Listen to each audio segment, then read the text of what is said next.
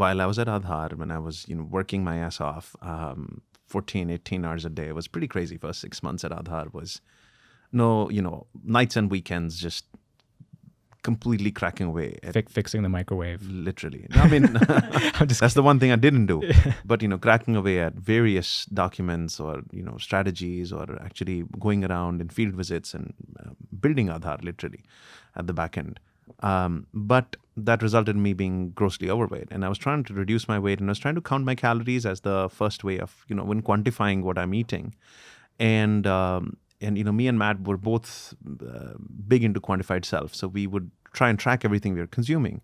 Except for Indian foods, nothing really existed. So we were mostly on a Western diet, stuff that we understood. We'd buy from groceries, grill our own chicken breasts and eat in a sandwich.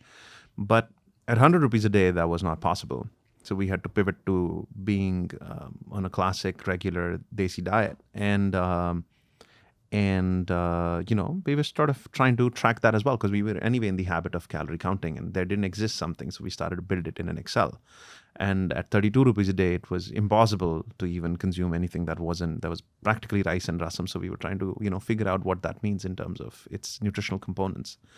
So I think me trying to lose weight by calorie quantified self space was independent as a trend. And me living on that income level was probably a catalyst to design something for the Indian lifestyle.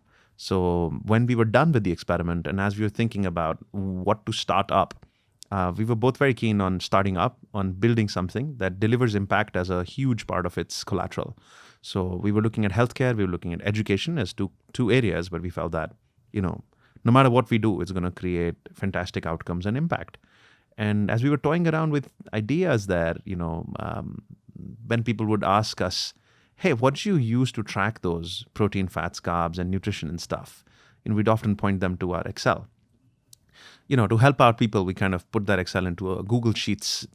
Google Sheets were new at that time, but we're like, hey, you can use it, you can track it too. You just, type in your food and it'll pull up from some VLOOKUP, HLOOKUPs of the Excel sheet and give you its output. It was less than a few hundred foods that you can track.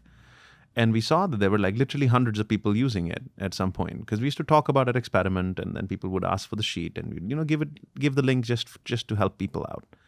And then people were literally using that to track their lifestyle, and there was a demand for it. So we figured, listen, while we still think of what we're going to build, why don't we just convert this thing into a website? It's just so much better and less clunkier for people, because somebody would delete something, somebody would come and edit something out, and it wouldn't work. So we thought, oh, okay, let's just convert this thing into a website, and then we'll see from there. And I think that website is still continuing. There you go, yeah. It's now an app, and there are a lot of people who use it. But it just snowballed into becoming a startup. While we were still thinking of what to build, I think this just took a life of its own.